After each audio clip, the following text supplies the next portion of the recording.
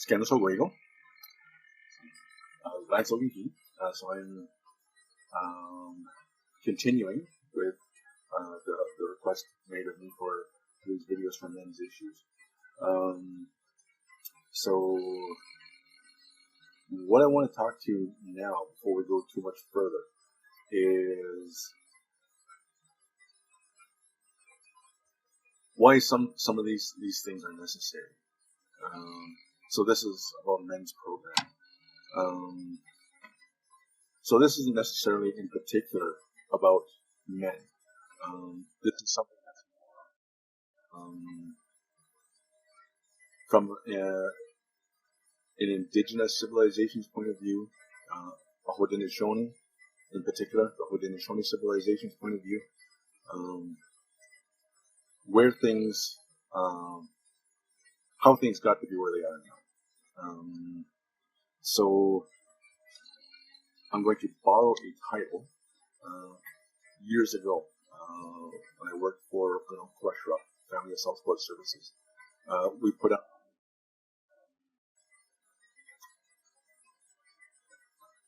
over 2 summers this conference. So we did this conference at Chesapeake Park, and this particular conference was called "The Disruption of Our Peace," and that's basically what it was. With different speakers from 6 nations, other Haudenosaunee territories, some from the States, talking about how the concept of peace for Haudenosaunee people, because we adopted the Great Law of Peace, how that peace was disrupted. So I'm not going to recap that conference.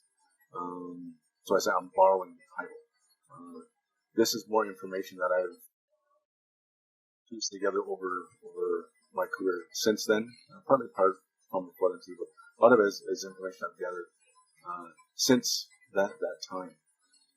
And at that time, we're looking at probably close to 20 years now. Yeah, probably about 20 years ago, maybe not quite 20 years that conference took place. Had a lot more from that since then. Had a lot more information given to me, and I pulled it together for this. So the reason why I think it's important to understand this is so that it's an understanding that a lot of the problems that Haudenosaunee people are dealing with now came from somewhere, and they didn't necessarily come from us. Some of it we were dealing with it before, which necessitated the Great Law of Peace, peace, power, righteousness, and a more full understanding of the good mind, good and clear. But a lot of it is stuff that came afterwards that had impact on us. Not just that it had an impact on us, but also how our old tried and true tools were taken from us. We weren't allowed to use them. We were prevented from enacting them. Partly because the powers that be, a lot of people call them the colonizers, which is one way to put it. Some will call them invaders. They wanted these impacts to happen, to dissipate our power, to dissipate our unity, disrupt our peace. So that's what I'm going to talk about today with this particular presentation. So to start with how I'm going to approach this is I'm going to talk about a concept that you may or may not have heard. I'm assuming a lot of you probably have. A concept that is almost a universal concept amongst indigenous people. And I'm not just talking about the Hodinosauee or North American, like South American indigenous people from other parts of the world. All have a similar concept. Some characterize it differently, some frame it differently, but it's a sense of intergenerational reciprocity kind of thing. So for us, the most common term is the term that we use is 7 generations. So, an understanding of 7 generations. So the most common understanding is that I will have an impact on descendants, whether they be in my family or outside of my family, in my community, for the next 7 generations, starting with the children. So my children, grandchildren, great-grandchildren, so on until 7 generations. So with that, there's an implied understanding that in order for that to be true, that means there were 7 generations that came before me who had me in mind. So my parents, my grandparents, my great-grandparents, and so on to 7 generations back. So I'm generation 0. So really, when we're saying 7 generations, we're talking 15 generations of people. So where I'm great grandparents, I think that's how many it is. For my parents, add one more to that, and that's their 7 generations. Their 15 generations. So in that sense, we're talking about this intergenerational reciprocity, so I'm affecting those 7, and I'm affecting the 7 behind me. The fact that I am also having an impact on those people, I'm indirectly having an impact on further generations beyond my direct 7 generation impact. And same thing coming back behind me. So it's this interlocking sense of impact generationally. So what that means is that there really is no limitation on how those impacts go. We can see directly from the 7, but then there's all the indirects stuff that happens prior to that. So it is all one long line. But we put that framework so we can see the direct impacts, the direct lines of influence based on what we know historically. So just to give you a basic understanding of the concept of generation. So from the mainstream, when they talk about generations, essentially the way that they frame that is every 20 years is a new generation. Now, as I've been taught by my father, when he says generation, the Hodinosio interpretation of that is a lifetime. That's a generation. And this comes from a time when it was common for our people to live 100, 120, 130 years, and not as we see people getting older in the present day. After 60, after 70, there's a steep physical decline. Those people who were living to those ages were still physically well. We're still not sure what the word is, but they were strong. There are there's written documentation of people who came in contact with our people who were inclined to document. A lot of it is church records, Jesuits, priests, and things like that, talking about individuals in groups of men that they were meeting, where there were great grandparents, grandfathers, fathers, and sons, all doing the same heavy, hard work. And there was no sense of having to slow down or anything for the older generations. They were keeping up as well as anybody else.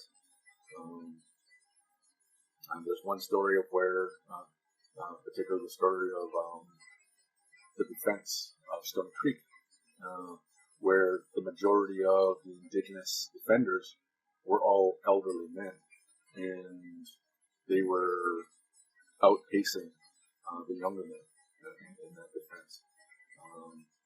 So our counting of generations is much longer. But for the purposes of this, for understanding historical impact, we're going to use the 20-year range. So let's see. So we're going to talk about 7 generations. So the 7 generations ahead of us, we're going to start with the children. I know some of you are probably, I know my age, there are many people who are grandparents now. But I'm looking at children born 2000s, 2010s. That's the first generation after ours. Okay? And then after that, the 2020s to the 2030s. And then the third generation, 2040s, on to 7 generations. So we're looking at the year 2139, 2140. That's the extent of 7 generations down the road. So when you think about that, we think back to 7 generations behind us. Let's see. So that's 1840s. 1840s. So 1840 to present day. That's 7 generations behind us.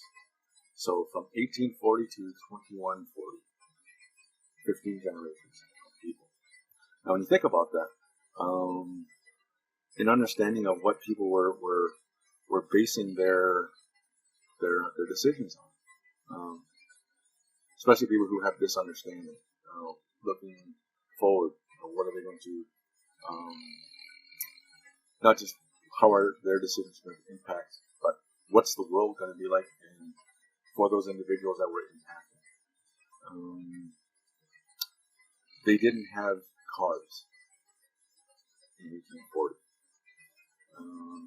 They didn't have commercial aircraft in 1840. They didn't have the internet. They didn't have cell phones. They didn't have central air. A lot of those things, they didn't have those things.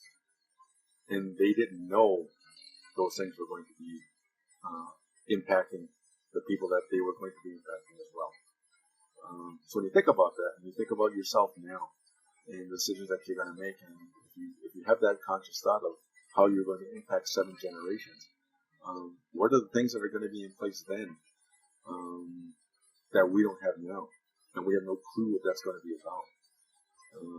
You think about it historically. Some of the major things that have happened are happening now. They didn't know those things were going to happen. There are major things that are going to happen historically in the future that are going to impact our future generations. We're not aware of what that is. So how is that going to interact with our impacting those generations that are coming behind us? And if you take the time, and it won't take much time, to really contemplate that, your decisions become much heavier. Now, when I say heavier, I mean the weight that they're going to carry is going to be huge. If you think about some of the old tropes in different movies where they talk about time travel, and they tell people who are going back in time not to disturb anything, don't kill a bug or anything like that, because you don't know the impact it's going to have over millions of years if you go that far back or whatever. The Simpsons did a Treehouse of Horror episode with that as one of the stories. Homer Simpson going back and trying to be very careful about not doing things, and coughing in a dinosaur's face or crushing a mosquito or something like that. And every time he comes back, I think the last time he came back, his family was eating supper with frog tongues. So things like that. But just understanding that's a funny way of understanding that the impact is huge. The impact can have huge ramifications for how future generations are going to go, what direction that they're going to go. So be aware of that. When we're talking about the 7 generations, when this concept was developed, that's what they're talking about, and that they understood what that meant. So in one of the previous videos where I talked about the good mind, who will all this impact? Who will your decisions impact? This is part of it. Understanding that there are 7 generations coming. So in that, understanding that I have the responsibility for those decisions as they go down the road and who it's going to affect. I also have to honor the fact that those 7 generations behind me were also engaging in that responsibility for my benefit. And any further range down the road, like my parents, so their kids, their grandkids, which is my niece and nephew, and so on and so on, whatever their children will be. That's all part of that too. So be aware of that when we talk about 7 generations. So with the development of the good mind, peace, power, and righteousness, that was a big part of what went into the development of that concept, those concepts, was how are we going to affect the coming phases, the next generations that are coming after us, the ones that we're going to see, given at that time the long-lived people, they would probably see their great-grandchildren, even their great-great-grandchildren. Nowadays, it's more we're going to see our grandchildren, hopefully our great-grandchildren. But, that was all part of it.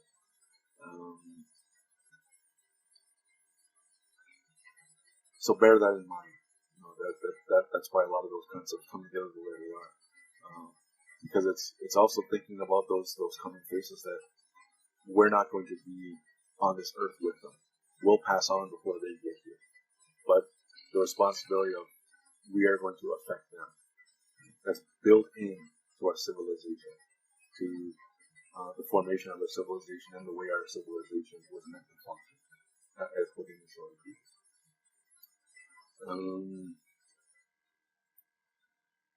So, in that sense, if you apply that to your life,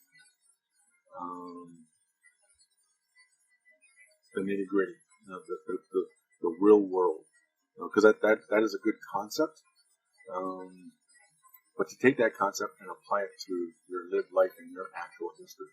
And now when I say your history, I don't just mean the history that you were part of in terms of being there for it, but the generations behind the things that impacted them. So, like I said, from my generation, people about my age, we're looking at the 1840s. So what was going on in the 1840s? So the biggest thing that is there is the Mohawk Institute, also known as the Mush Hole, and today known as the Woodland Cultural Center. So in 1840, the Mush Hole was already 10 years old, functioning as a day school. 1840, 1841, somewhere in that range, it became a residential school. And so, for people my age, our entire 7 generations impact has involved residential school. Everyone back who has a direct impact on who we are had somehow some interaction with the effects of residential school. That's a big statement in and of itself. Now, I know that not every family has a direct impact. They don't have direct descendants or direct ancestors who were in residential schools. But because it was so prevalent, it was all around us.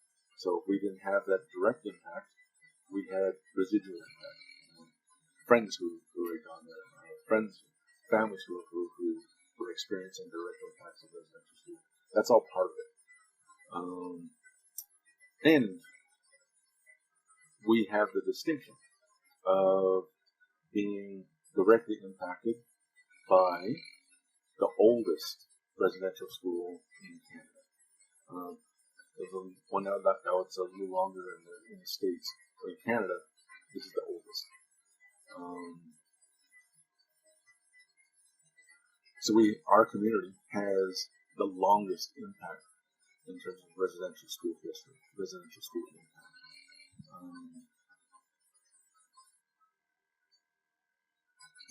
So that's a lot to say about that seventh generation. The next generation, 1860s, 1870s, Canadian Confederation, and as a result of Canadian Confederation, the Indian Act. So with the Indian Act, a few things to take note of the Indian Act.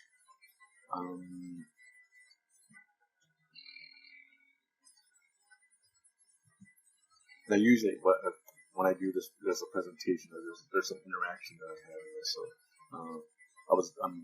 I'm reminding myself not to ask questions that I know there's no audience for me to get an answer from. So, I apologize for those kinds of pauses. But of note with the Indian Act is that initially the first overseer of the Indian Act was the War Department. This is before Canada existed as what's called Canada. So, as a British colony, I forget exactly what it was, but I think it was still a colony at the time. They had a War Department because, as a colony, if Britain went to war, its subjects, its colonies went to war with it. So the War Department was what governed that. And at the time, because we were still considered a big enough threat to their dominion over this territory. And there was still rumblings of conflict with the newly formed United States. The War Department had a big role to play in the governance of these territories. And we, because we were considered a threat, were governed by the War Department. So, with the Indian Act, they started the process of beginning to implement Indian agents. The majority of those early Indian agents and subsequent Indian agents, they weren't administrators. They weren't office workers. They weren't anything like that. Generally, what they were was former military, former police, former military police, and the majority of them ran their offices in Indigenous communities the way the military was run. And quite a number of those, they were not accustomed to being questioned. They were more accustomed to, I say, you do. And depending on the colonization of a community, the acculturation of a community, and depending on how dependent that those particular communities were made, being prevented from their normal subsistence and things like that, and put onto a reservation. And actually, with Six Nations, because as a civilization, we're agriculturalists. That didn't impact us nearly as badly as it impacted some other communities where they were used to moving place to place on a particular time of year. Never make the mistake of accepting the term nomad. Our people were not nomads. Nomads wander. Depending on the time of year, you could say where a community was, because they had specific places they would be at different times of year. They weren't nomadic. They knew exactly where they were supposed to be depending on the time of year. But if you take that away, and you say you have to stay in this area and you have to have permission to leave, and they would never give permission for whole groups of people to leave at the same time. If where you're situated isn't where you would be duck hunting at a particular time of year, then that's resources that you no longer have access to. Whereas us, we had, we grew corn, we grew beans, we grew squash, and we learned to grow a lot more things besides that. Being told to stay in one place. Okay, yeah, we can plant here as well as we can plant anyplace else. So that part didn't impact us nearly as badly as it impacted other indigenous people. But that's part of the process that was enacted with the Indian Act. The next generation after that, that's where the Indian Affairs was created, 1880s to 1890s. So an actual government office separate from the War Department. Still under the War Department, but not directly administered by the War Department. And that began the bureaucratic process of administering to indigenous communities with the mandate of ending Indian status, ending special status, making it very easy for indigenous people to relinquish their status, but making it nearly impossible for indigenous people to keep their status or regain their status. Now, when I say nearly impossible to keep your status, what I meant was if you kept your status, you were in for a lot of hardships. And they would always write that here, life would be easier if you just relinquish your status. And a lot of people did. And I think understandably so. When you're looking at your children who are starving, and your elderly people who can't get the medicines that they need because you are status. That wears on the heart. I mean, that's exactly the purpose of what those things were about. So that's 1880s, 1890s. In the 1900s to 1910s, a lot of the stuff was leading up to World War I. How that impacts us. Why that's 1914 to 1918 is World War I.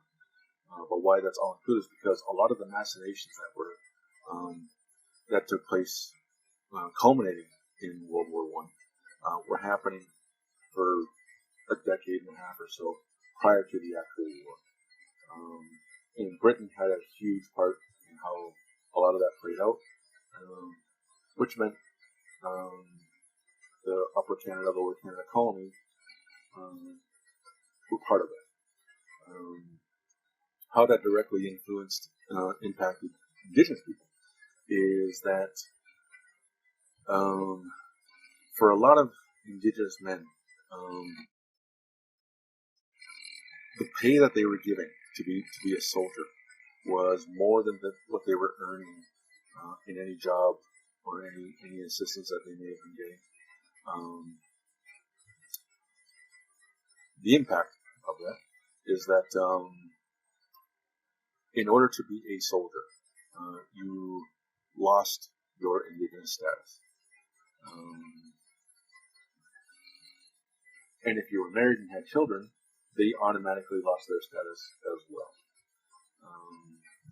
Which meant a man signs up to be a soldier, knowing that they're going to get this pay. And that is the thing too, is that because a lot of Indigenous people were still living off the land.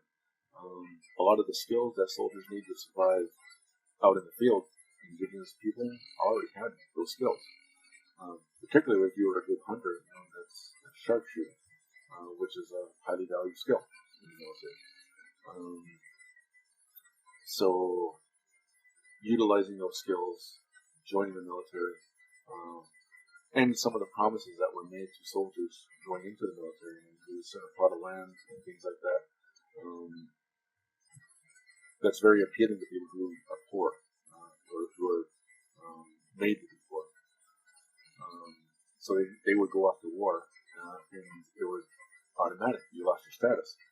So in that, if they had a wife and children, they automatically lost their status, and they were immediately removed from the reserve. And they weren't allowed to even visit. And so they're cut off from the community. They're cut off from their family. And then, if those soldiers were lucky enough to survive and come back from World War II, the indigenous soldier didn't get the land that was promised. The non-natives did. But the indigenous weren't given the things that they were promised that they joined the military. So not only did they lose their status, lose their connection with community, lose their connection with family, they weren't given the things that they were told that they were going to be given in exchange for that. So double whammy.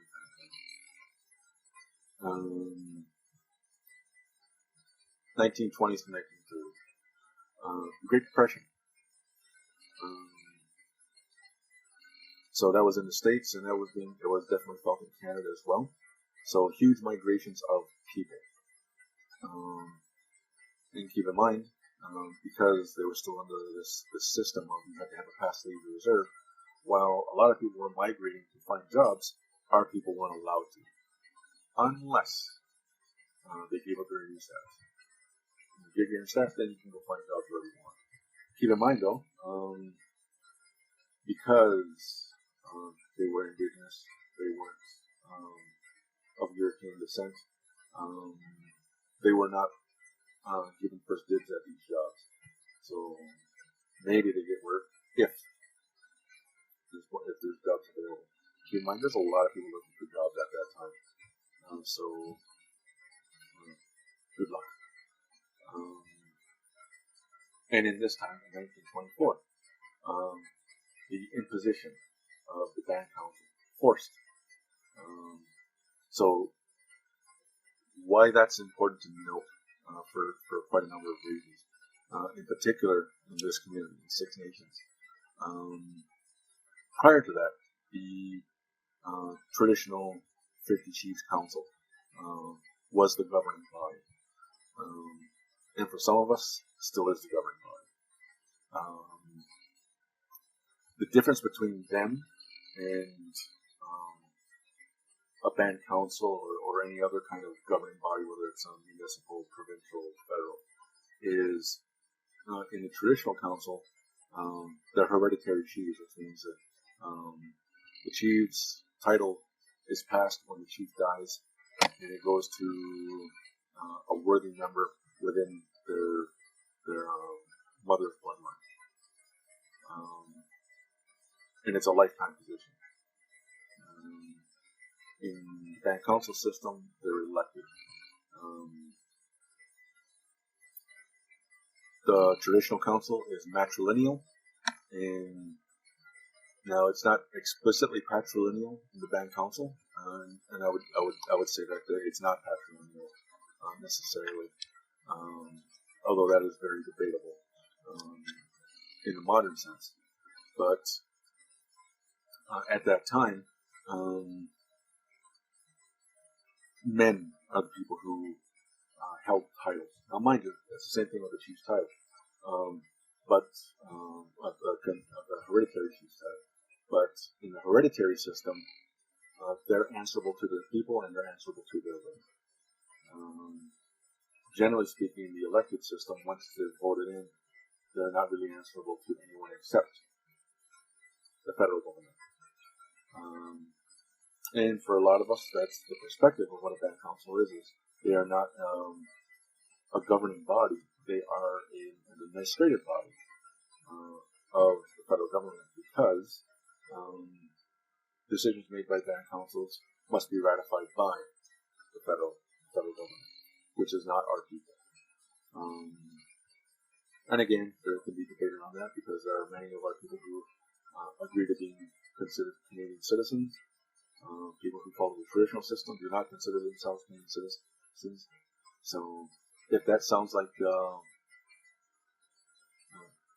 it's approaching a complicated explanation, it's because it's a complicated situation. And that was purposely designed with the implementation of the band council to create that divide in that how our people work with each other. And some would say how we don't work with each other. The other thing was the Natural Resource Transfer Act. So prior to this period of time, natural resources were governed by the federal government. With the Natural Resources Transfer Act, the oversight of how natural resources are managed was transferred to the provinces. Why that's an issue for us? Indigenous people are not governed by the provinces. We have a nation-to-nation relationship with the federal government. And in a lot of our treaty agreements, we are still to have rights and say in natural resources, but we do not deal with provinces. Now, mind you, there's a lot of band councils now who make agreements with provinces. That's contrary to treaty agreement. But we're supposed to be dealing with the federal.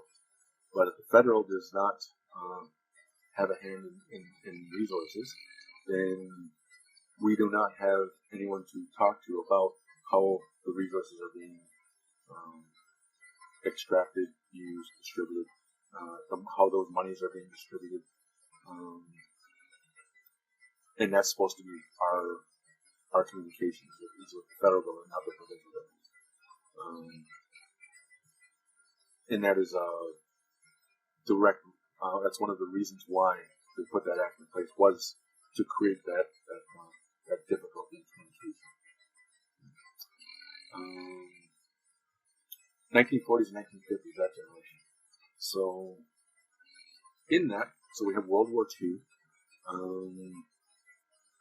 Now in that, they weren't necessarily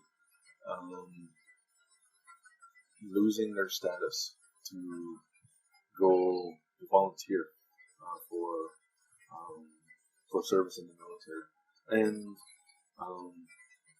that's a key thing to understand. That at that point it's volunteer. So they talk about conscription and the draft for soldiers to enter military service at that time because of the war. But Indigenous people were exempt from that. So Indigenous people who were entering the military were volunteering. They weren't part of that draft system. So they were choosing to go.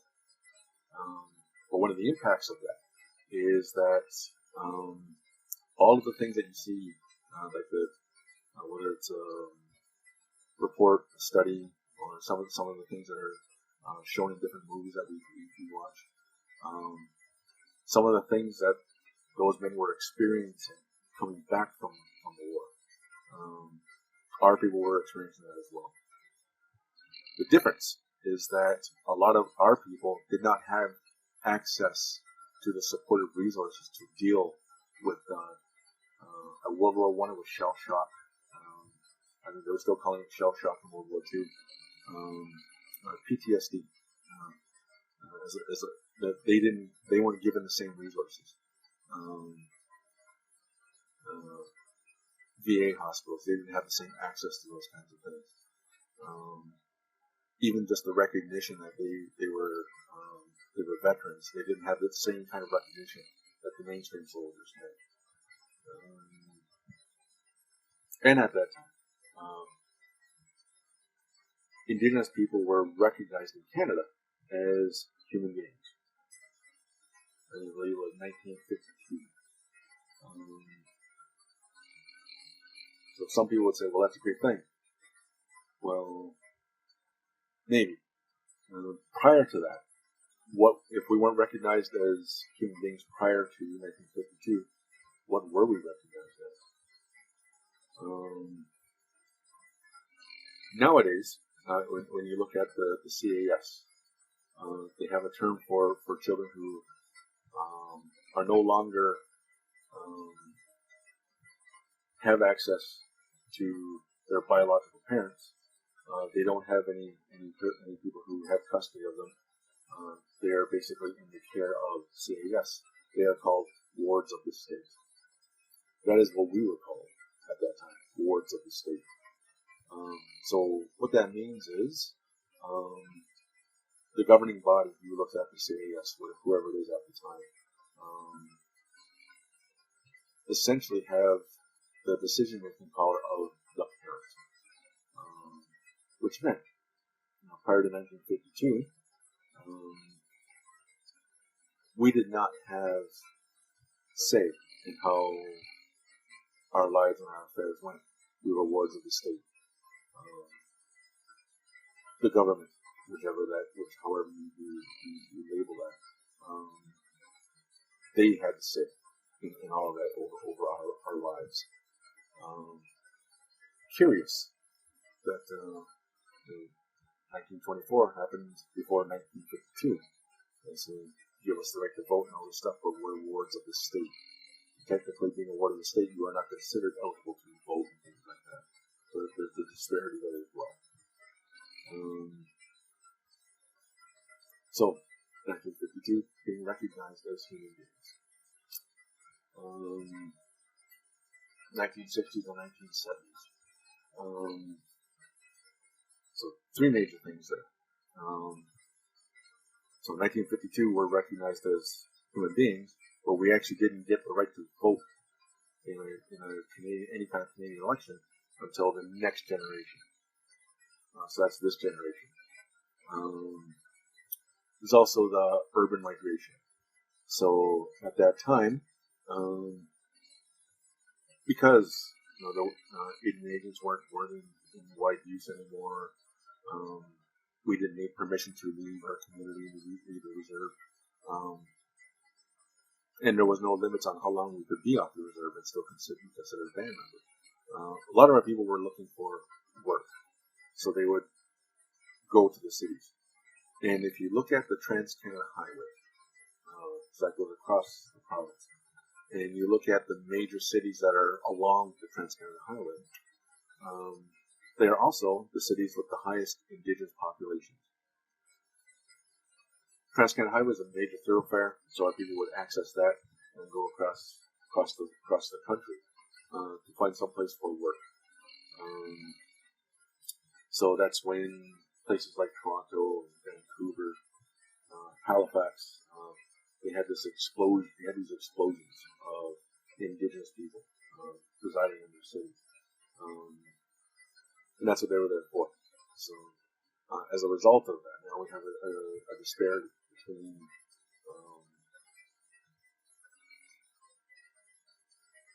urban Indigenous people and people who live on reserve in our community. And the historical fight between who has access to services, financial supports, and whatever on reserve, based on where your residence is. Whether you live on reserve or you live off reserve. The reserves, not always, but a big portion of the time will say, well, urban Indians are not our responsibility. We look after people who live on reserve. And that has been some of the pushback that comes from urban centers as well. Why aren't you accessing resources from your community? Which puts Indigenous people and people who have migrated off reserve into that limbo. Again, creating another divide for our people. The 1969 White Paper. So this was Trudeau and Kachin. So not the current Trudeau Prime Minister, but the Trudeau who was the Prime Minister then, this Trudeau's father, Pierre Trudeau. They drafted a piece of proposed legislation that would dissolve the Indian Act, dissolve Indian status, essentially dissolve special status for Indigenous people, dissolve our communities as reserved and things like that. Dissolve our treaties, dissolve anything that we had rights to. And it was a huge Herculean effort across the country to fight this, and they won. Tran tried it again. I believe it was a little over 10 years ago, maybe 15 years ago. And Paul Martin came in and he nixed it. So, if there's any politician out there that I will never say anything bad about, it is Paul Martin, because he stopped that process. I know that there's a huge fight now people who are saying that they want to dissolve the Indian Act. My question to them would be, well, what do we replace it with? For those of us who still do not believe that we are Canadian citizens and do not want to be Canadian citizens. Because essentially dissolving the Indian Act without replacing it means we all become Canadian citizens. Not something I want. Not something a lot of us want. So that's part of the argument there. Other people have other ideas around it. Some people are perfectly fine with being Canadians. Okay, go be Canadian. But that white paper, that's what that was long. That was in 1969. And one of the things that happened out of that is a statement that Pierre Trudeau made to a panel of community leaders who were talking against this white paper. And I can't say it verbatim, but essentially what he said was, if you do not have the qualities of being distinct, your language, on all of those things, then you are no longer separate. You are part of the body politic. So what happened was, in this next generation, the 80s and 90s, there was this huge resurgence in recapturing all the things that make us indigenous. Language, ceremonies, understanding our political history and things like that. So that's a good thing, and also not a good thing. Now, in a good thing, it's yes, we're rebuilding those things, bringing our people back to this understanding of our origins. Where it's not good, it's not saying that it's not good. It's a complication. Is so many of our people were removed from them. Not just recently, but generationally. And there was such a clamor to recapture it. And because a lot of the resources were gone, or they were minimal, and they were hard to find, hard to come by,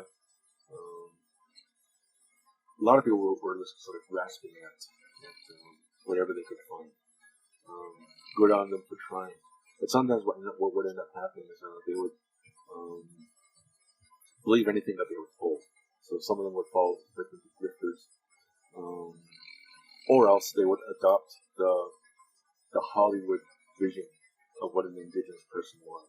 I remember seeing pictures of teepees with totem poles standing next to them. Two different cultures. And I know in our own community, because there could be money made in tourism, and that was recognized. They might not necessarily recognize a Hodinosio Pistola, but they will recognize the stereotypical Plains war bonnet. I'm not even sure if that's actually the name for it, but that's the stereotypical name for it. So we would put on these shows, and you would see our men wearing these big war bonnet kind of things. It's because that's what the tourists wanted, and the tourists were going to pay for it. So that's what they did. Nowadays, it's not something that we do. But those are the kinds of things that would happen. So there would be this mishmash of culture, which still exists today. There are people who will mix a lot of cultural things. In and of itself, that's not necessarily a bad thing, as long as you recognize the origins of each piece that you're doing. Myself, for 4 years, I was the administrator for DJ Anishinaabe Inn. I Am a Kind Man, which is a men's program. That was out of the Federation. The central teachings for it were as I understand what they're called, is the Anishinaabe 7 grandfather teachings. I'm a Haudenosaunee, I'm not Anishinaabe. So I would be very clear with people. What I'm teaching you is Anishinaabe. I'm not Anishinaabe. So I will teach it to you as it was taught to me, as I know it. And the people who taught to me were Anishinaabe, and I vetted them to make sure that they were acclaimed in their communities, in their circles, to be knowledge holders of this. And I would tell people, I will not interpret it for you. I will not make extrapolations on what these things mean because they're not my culture. If it's within Shoshone and I have a reasonable knowledge of it, yeah, I can do that there. But because that's not my culture, it's my job to teach it to you, and I will teach it to you as I was taught, out of respect for the people that taught me, out of respect for the culture that was made. That is perfectly fine. But there were a lot of people who would just sort of grab onto what they could and then started teaching it out there to whoever. Claiming, and you see people who claim to be knowledge holders, claiming to be elders, but their own communities do not acknowledge them as such. Those kind of things. And again, for myself, I'm always clear when I do these kinds of things that I'm not any of those things. This is just the things that I've been taught through family, through other people, and pulling it together as I know it. I'm not a representative of the Hodinosio Confederacy or anything of that sort. It's just me presenting what I know. After that, 80s and 90s. So now this is the generation for me. I was born in 1972, so I kind of transcend a couple things there, but essentially this is the generation that's going on in my upbringing. Bill C-31 happened. So that was recognizing that the previous system of marriage, how detrimental it was in particular to indigenous women. So how it worked prior to this, if an indigenous man married a non-indigenous woman, she gained indigenous status, and so did children who were a result of that marriage and down the line. But if an indigenous woman married a non-indigenous man, she lost her status, had to move off the reserve, and her children would not get indigenous status. Again, from the majority of indigenous cultures who are matrilineal, that's very problematic. But not only that, because on quite a lot of band councils were corrupt. I'm not going to say that they were necessarily designed to be corrupt, but some of the individuals who would get into them would take advantage of those positions. And that's not anything new, whether it be an indigenous band council or a mainstream political body. There's corruption everywhere. But the particular machinations that happen in indigenous communities in terms of how we're governed made it so that because a lot of people are not inclined to vote, so it would be easy for a particular individual or families to maintain power over a long period of time, and take advantage of how resources were distributed and things like that. And if you were from a particular family that they didn't get along with, well, then you either didn't get resources or you got very few resources. And things would be stacked against you. So, for a lot of women who were trying to come back to community to access resources, a lot of these band councils would shun them. And it came to a head, and I really wish I could remember. I think it was I know it was out on the East Coast. I want to say Burnt Church, but I'm not sure.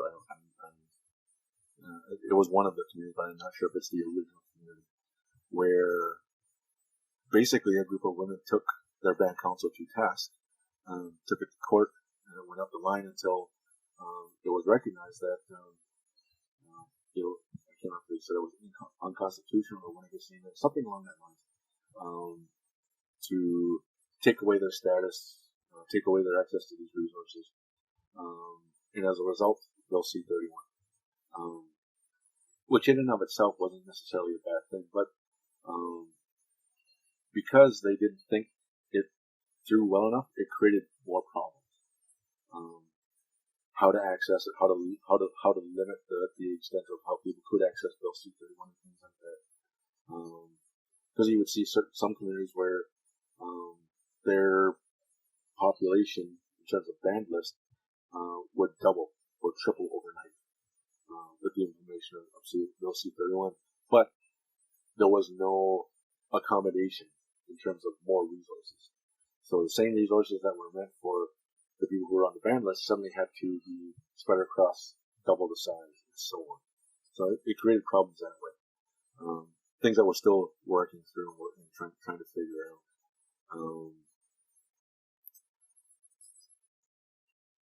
And still need to be worked out. RCAP, RCAP, the Royal Commission on Aboriginal Peoples happening this time. So big study to address a lot of those kinds of problems and on all the other problems that were happening as a result of colonial, European, Canadian intervention in Indigenous communities. So there were a long list of recommendations, but there was also a response from the Canadian government. And basically they tried to basically tear this thing apart, saying that it was slanted and all these things, and that a lot of the problems that were being trying to be addressed didn't exist and things like that. And essentially, it was a big document that literally, when I say literally, the staff who actually had these books found them sitting on a shelf in a government office in Ottawa with a layer of dust on it. Once it was finished and it was presented, put there and it hasn't been touched. So literally, millions of dollars, time, all that stuff, resulting in, I believe it's four volumes sitting on a shelf, gathering dust.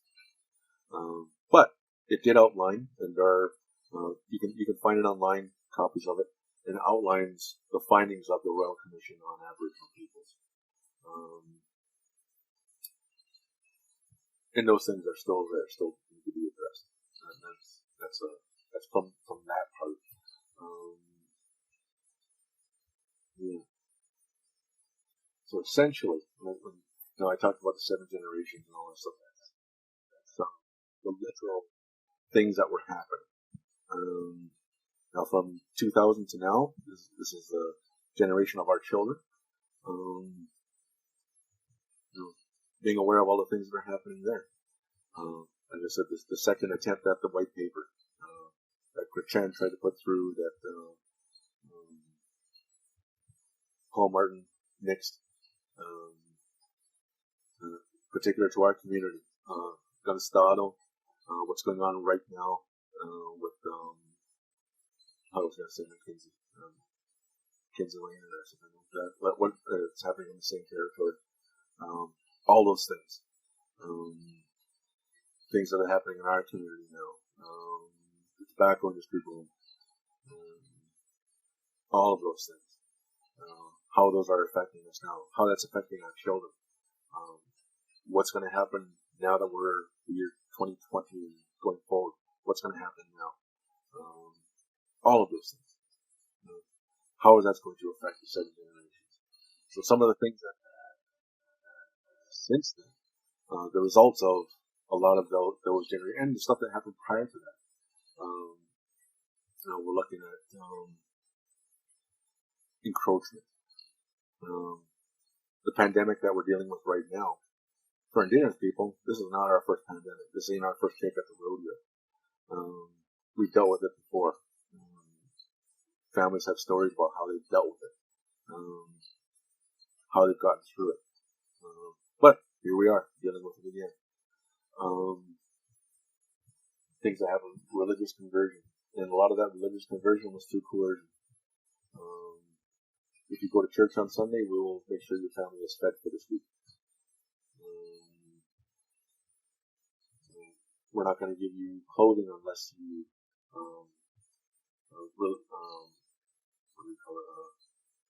something along the lines of relinquish your traditional religion and get baptized or whatever it is, how that particular sect's way of claiming yourself as a Christian. Like that was a huge part of that disruption of our peace. The fur trade into marriage, So this is all stuff that happened before 7 generations ago.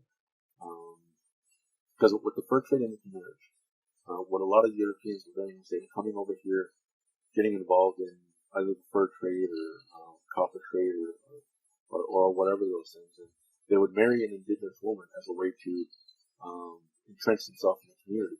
They'd make their riches, and in the meantime, have children with this person, and then they would leave, go back to Europe. And a lot of these guys had a wife in Europe. So this marriage was just a political tool to make sure that they had a foot in the door in the indigenous community. And it was so prevalent. And I don't want to talk too much on their behalf because it's not part of my history. It is a part of my history, but it's not a direct part of my history. That contributed to the creation of the Métis people. A lot of the offspring of that, they weren't fully accepted in their own community. They weren't accepted into the European community that was coming in. So they created their own community. Now that's not 100%. There's a lot of gray areas in there, but and there's a lot of other reasons why the Métis became the Métis people. But that was a huge contributor to it. Alcoholism, in particular for men, because it was customary for men to leave the community, to look at people who were coming in, engage with people coming into the territory, and as time progressed, with the fur trade, they make their outposts in their own community. So we would go to their community as a way of protecting our women. Because when those traders would come into our community, and because we gave huge deference to our women, not only just deference, but a lot of times we asked them for their input, and a lot of times it was their permission on whether to carry through with a trade or anything like that. A lot of those fur traders wanted our men to come into their outposts so that they wouldn't be influenced by the women, and then to make it easier to get what they wanted, they developed a custom of having a drink before entering negotiations. For indigenous people who are not used to alcohol, one drink does a lot. So that had a huge effect on those men, and then those men were bringing those back into the community. So when they talk about the impact of alcoholism on indigenous communities, men have the longest impact in that because of that setup. Grand scale warfare and loss of territory. Prior to that, what is now known as guerrilla warfare or tactical warfare. That was our warfare, and even then, it wasn't war. Because generally speaking, for us, getting into a conflict like that, the person next to us wasn't just some guy. In a modern sense, you enter the military, you go through basic training, you're in a unit. They could be from anywhere. You could be from New York, they could be from Texas, stuff like that. Never met them before. They never even see them again once you're out of the military. But for us, getting into that kind of conflict, either to defend or make your presence known, the person next to you was your brother, your father, your friend that you grew up as a child, your grandfather, your great grandfather. The people that you've come to respect, your uncles. These are people that you cared about on a much deeper sense, outside of the current common thing of being in conflict with another group of people. So actually getting into that kind of a conflict wasn't something that they took lightly or did very easily, because the relationships existed outside of that. Even the people across from you that you were engaged in a conflict with, they weren't necessarily strangers. They might be people that you traded with before. One of their relatives might be married into your community. One of your relatives might be married into their community. Last year, you might have attended their wedding, for all you know. So these weren't things that they attended. They got into lightly, and they weren't grand scale. if it got that far, it was few and far between. This idea of grand scale warfare, lining up and hoping you don't get shot so you can return fire. That was something completely foreign to us. Didn't make sense. Still doesn't make sense. The reservation system, residential schools, those had started before 1840. Yeah. So I just became aware at the time that I'm over a lot of time for this. There's more, but you get the gist of it. We've been impacted by a lot. For those of you who may be involved in things like counseling or have been involved in law, a lot of that is intergenerational effect from those things that brought us into this place. But one of the big things that this really encompasses is being cut off from our culture, being cut off from our civilization's origins. Because of a lot of the problems that a lot of us have had, if we understand those original teachings, they help guide our mind through that. Now, as I talked about in the previous presentation around good mind and decision making and things like that, those are all utilized in making better decisions. But if you, the parents, the grandparents, your access to those things was taken away. And that's not even saying that you had to be longhouse people to get this. I mean, that's the cultural access is a different. It was part of how our community existed. Just having those things there. But if those were taken from you, they weren't replaced with anything that was comparable. It's not that you were making intentionally bad decisions. You're just doing what you could and what you knew. An example. Previously, before my current job as a addictions counselor at the Land-Based Healing Center, I worked in youth probation. Generally speaking, the kids that I was working with, they were getting in trouble with the law, and the majority of them didn't have an understanding of why what they were doing was considered illegal. It's just what they knew to survive. It's what their parents did, their aunts and uncles did, part of the family, and it's what everybody just did to survive. Wasn't good or bad, it's just what they did. That is a result of not having access to those kinds of teachings to understand why that wider impact and what that means. And that is a lot of that is a result of those disruptions to our peace.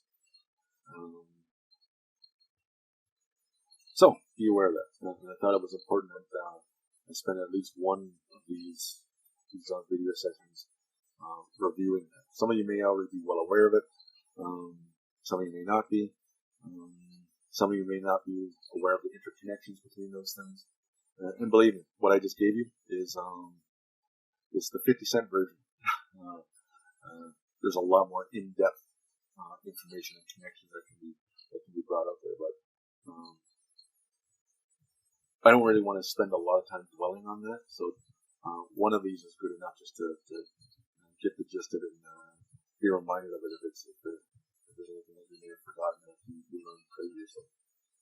So with that, we'll end it there. And I'll come back with another one.